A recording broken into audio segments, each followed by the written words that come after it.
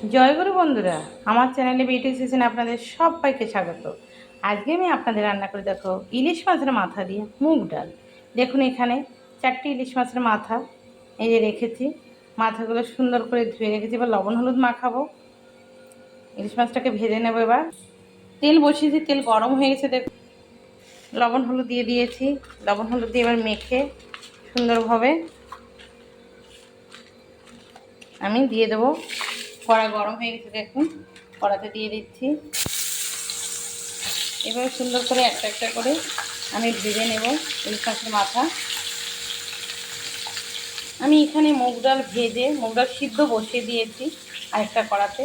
দেখুন এখানে মুগ ডাল সিদ্ধ হচ্ছে। মুগ ডাল ভাজাটা আমার দেখা নয়, কিন্তু মুগ ডালটা হালকা করে আপনারা ভাজবেন। হালকা করে ভাজলে কিন্তু মুগ ডালের সেন্টটা খুব সুন্দর হয়। খুব লাল করলে এবং পোড়া পোড়া করলে কিন্তু ভালো লাগে না, একটা তেতো ভাব হয়। তাই মুগ ডালটাকে সবসময় হালকা ভেজে নিতে হবে। দেখুন আমি এই যে হালকা ভেজে আমি সেদ্ধ বসিয়ে দিয়েছি। প্রেসারে আমি ডাল সিদ্ধ দিই না। প্রেসার দিলে একটা লোদ লোদ ভাব হয়। আমাদের ঘরে আপনাদের দাদা পছন্দ করে না, তাই আমি প্রেসারে ডাল সিদ্ধ দিই না কখনো। কড়াতেই সিদ্ধ করে নিই, শুধু মটর ডালটাই দিই। দেখুন এখানে মাথাগুলো এক সাইড সুন্দর ভাজাও হয়ে গেছে। আমি মাথাগুলো উল্টিয়ে দিয়েছি। ওই ওই পিঠটা ভাজা হয়ে গেলে ভেজে যাবে। ইলিশ মাছের মাথা এখন গোটা আছে, যেটাকে আমি একটু ভেঙে দেবো। ডালের ভিতরে একটু ভাঙানো হলে খেতেও ভালো লাগবে না, ডালটাও স্বাদও হবে না। এখানে দেখুন সোনামুখী ডালটা দেখুন এই যে সুন্দর সেদ্ধ হয়েছে, বেশি সময়ও লাগবে না। দেখুন এখানে দেখুন আমার মাছ ভাজা হয়ে গেছে, আমি গ্যাস অফ করে দিয়েছি। এখানে দেখুন আমার ডাল সিদ্ধও হয়ে গেছে, দেখেছেন একদম গলে কি সুন্দর সেদ্ধ হয়েছে। এবার আমি এই ডালে জল দিয়ে দেবো। বেশি ঘুটবো না, মুগ ডালটা একটু গোটা গোটা থাকবে, তাহলে ভালো লাগবে। এই নাড়তে চাড়তেই গলে যাবে, বেশি গললে ঘেটে গেলে আবার আমাদের ঘরে আপনার দাদা একদম ভালো খেতে চায় না। ডালটা একটু গোটা গোটা থাকবে। আমি জল দিয়ে দেবো। এবার আমি জল দিয়ে দিচ্ছি। জল দেওয়া হয়ে গেছে। দেখুন মুগ ডালে বেশি জল দেব না, এটা জাল হবে ঠিক জায়গায় আসবে। দেখুন এবার আমি দিয়ে দেবো লবণ, দিয়ে দেবো পরিমাণ মতো হলুদ, দিয়ে নেড়ে চেড়ে আমি কিন্তু মুগ ডালটা একটু কাঁচা লঙ্কা চিড়ে দেবো, একটু গুঁড়ো লঙ্কা দেবো কালারের জন্য, কাশ্মীরি গুঁড়ো লঙ্কা দেবো, আর জিরে দেবো। জিরের গুঁড়ো দিয়ে আজকে রান্না করব। আমি না কাঁচা লঙ্কা দেখুন আমি হামানদিস্তে থেতো করে দেবো।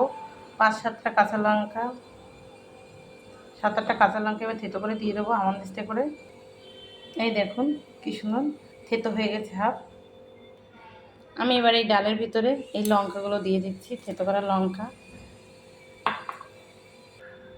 দেখতে পাচ্ছেন কী সুন্দর টকবগে ডালটা ফুটছে। এবার একটু আমি এই যে কাশ্মীরি, এটা কিন্তু গুঁড়ো লঙ্কা কালারের জন্য, কোনো ঝাল হবে না, একটু কালারের জন্য দিয়ে দিলাম। এবার কিন্তু আমি মাছের মাথাগুলো দিয়ে দেবো। আর আমি কিন্তু ডাল মুগ ডাল এক ফোড়নে কিন্তু কখনো বসাই না, আমি এরপর ফোড়ন দেবো। এবার দিয়ে দেবো মাছের মাথা। দেখুন বন্ধুরা এভাবে আমি হামানদিস্তে একটু ভেঙে ভেঙে দেবো মাথাগুলো, তাহলে কিন্তু ডালের সঙ্গে সুন্দর একদম 4টে মাথা তো খুব সুন্দর খেতে লাগবে ডালটা। এভাবে ভেঙে দিচ্ছি, ব্যাস। এবার ডালে দিয়ে দেবো। ডালে দিয়ে দিচ্ছি দেখুন। এবার নেড়ে চেড়ে ডালটা আর একটু ফুটবে, আমি নামিয়ে নেব। ডাল হয়ে গেছে, এবার নামিয়ে নেব। আমি কড়া দিয়ে বসিয়ে দিয়েছি।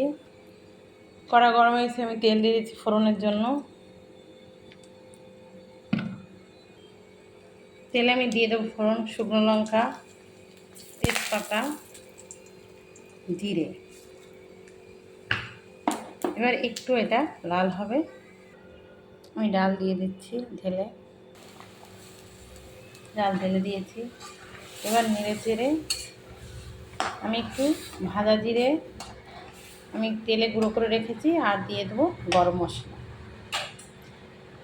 ইলিশ মাছের মাথার ভিতরে কিন্তু আদা দেবেন, আদা দিলে কিন্তু সেই স্বাদটা থাকে না, তাই আমি দেই না, অনেকে দেয়।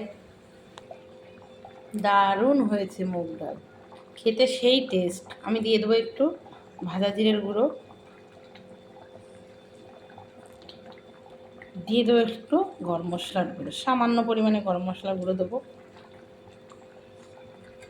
দিয়ে নেড়ে চেড়ে এবার আমি নামিয়ে নেব। এভাবে কিন্তু আপনারা ইলিশ মাছের মাথা দিয়ে মুগ ডাল করে খেয়ে দেবেন। ইলিশ মাছের মাথাটা একটু বেশি হতে হবে, তবেই কিন্তু টেস্ট লাগবে।